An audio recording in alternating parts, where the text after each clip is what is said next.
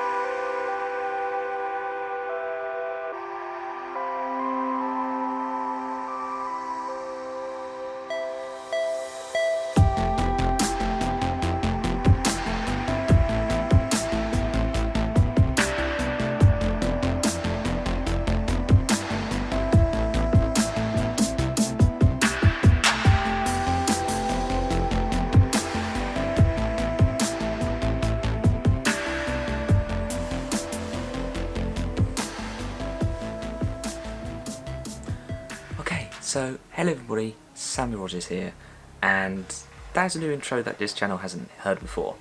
Now, here's why. I have changed my channel name to Sammy Rogers now, so Mr. Woodpie is all gone. So don't worry, you can still search up Mr. Woodpie and it will still come up as this channel. So I haven't gone anywhere, it's the same channel, so don't worry.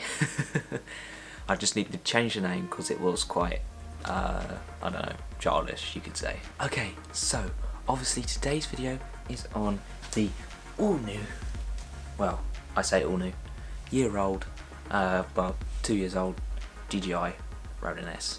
Now this gimbal is absolutely fantastic ever since I unboxed it. The unboxing experience was really well, nicely done. It comes in its own polystyrene box which you can keep forever to store this gimbal in. Obviously this is not my main camera on this gimbal right now, it's the other camera I have, yeah, just to show you here working with the camera on it. So obviously this being DJI, the quality of this product is absolutely fantastic. It has the whole thing is a metal design. It's cool to the touch, which is why you know it's good quality. There is no sort of like cheapy creeps and cracks in the actual experience of holding it. Of course, this is the actual battery for the Ronin-S, which can last up to 12 hours, which is 1 hour less than the SC. So don't get confused when I say Ronin-S, because the Ronin-S is a completely different gimbal to the Ronin-SC. This Ronin-S isn't the Pro kit. This is the Essentials kit, where on the Pro kit you can put on focus wheels, and then you can also put focus motors up here, which will then allow you to a motor to be here, and it will control your focus if you've got manual focus lenses. Thankfully, this camera here is autofocus. This is manual focus, so it would make sense for this camera, but I don't use it as much as this. The reason why I have chosen this gimbal compared to the SC is because it actually fits proper full-size DSLR cameras like this one here, as the DJI Ronin SC only fits mirrorless cameras, and I don't have a mirrorless camera that I use. This is a DSLR, this is a DSLR, and yeah. The reason why it doesn't fit is mainly because of when you're getting like low shots to the floor, this back motor here will start hitting. So as you see, this back motor here would start hitting with the viewfinder on the, if you were using the Ronin SC, but as you can see there is plenty of clearance with the Ronin-S. Although the downside is that this is a really heavy gimbal. It is really heavy. You wouldn't want to be holding this for hours. You'll probably be happy to hold this about half an hour with breaks in 30-minute slots, because it is a heavy gimbal. This is how heavy the gimbal is, so yeah, it just gives you a rough idea how heavy this is. I mean, I can hold it one-handed, straight out, but as you can see, my arm is shaking because it is quite heavy. It is quite heavy. So the reason why I got this gimbal now is mainly because of its price. It went down quite dramatically. It is now a $399 gimbal instead of a, what was it, about £600 to £500 gimbal. I'm talking about pounds as well, so yeah, not dollars or euros, pounds. But with the Essentials kit, there is an advantage to having the Essentials kit, because it does give you this tripod mount. Now, I'm not saying that the Pro doesn't give you a tripod mount, it does, but there's a but. This tripod mount is plastic.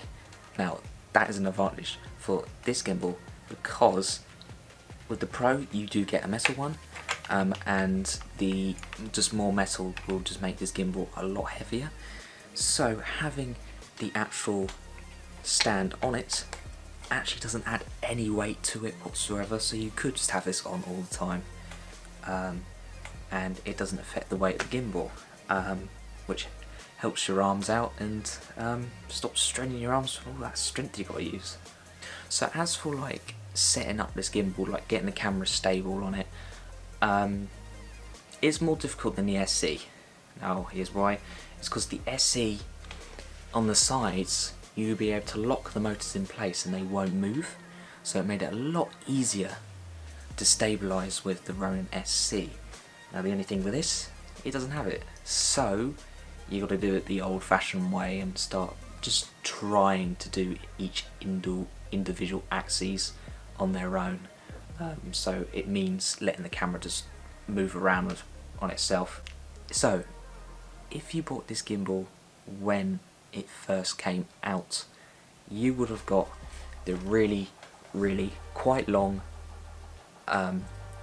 control stick, which would have made it a lot harder to control. But if you buy the gimbal now, it's a nice short stubby one, and it makes it a lot more accurate to control where you want the camera to be pointing, in which direction you want. Okay, so obviously this gimbal has three settings. Now, setting 1 I have set to just the pan, normal sort of thing there. So when I do that, it stays in place, but when I turn, it turns with me. Setting 2 is the rotate thing, where you get that arty crafty shot only from certain gimbals, where it just spins like so. And then on my third mode, I have it set to quite a fast mode, but also it's got smooth panning, but when I go down, it follows me downwards with the camera, which can be handy if you wanted to do like a first person thing. So we set that back to number 1. Now, on the back, obviously we can see there's an M mode and a record mode. If we hold down that M mode, you see the light go orange. Now we're in sport mode. So when we hold down this button, if we're not holding the button down, we get nice smooth tracking shots, really nice and smooth. And then if we hold down a button, it turns with us instantly, so we can do really fast shots like that, really quick shots, which really helps out with sports. And also if you're just shooting like a really fast scene, you can just whack sport mode on and you got it. If you wanted to lock sport mode, there is a trigger on the front of the gimbal. What you do, you hold the M button down, double tap, and you're now locked in sport mode. And to get out of that, hold M, double tap, let go, and you're back in normal mode, which is fantastic. Now, before I move on to why you should buy this gimbal for 2020, let's have a look at its app. So also with this gimbal, you do get the DJI Ronin-S app. The app allows you to control the gimbal when I open it up. As you can see, it will then search for the gimbal. If it doesn't, do click the blue connect button. Here it goes, it has now connected to my gimbal. If we go into balance test, this is where you hold the gimbal to a 15 degrees stance and hold it there and start the test. This will then move the motors back and forth, and it will tell you if you need to rebalance either pan, tilt or roll. Also, we also have the greate function. This is where you'll be able to actually move your gimbal. So if we went on to virtual joystick, if I start moving it, the gimbal will now start to move. As you can see, notification come up. And like so. Now, if you go out, so there's so many different sort of like things you can do. Now, as you can see, the Active Track Pro is grayed out on my screen. Now, the reason why I believe it's like that is because there is a software update available for this DJI Ronin-S. What you need to do is plug it into your computer and then go to DJI's website, and there should be a software update around there. So as you can see, it's come up with a new firmware, 2.1.10 is available. This gimbal does support specific cameras. If you were wanting to use like the ports on the side, below the gimbal, underneath here, and even use the record button, mainly the Panasonic GH range I believe support this gimbal. As for now, I haven't seen a Canon supported on this gimbal. Now, this is the weight the gimbal can take.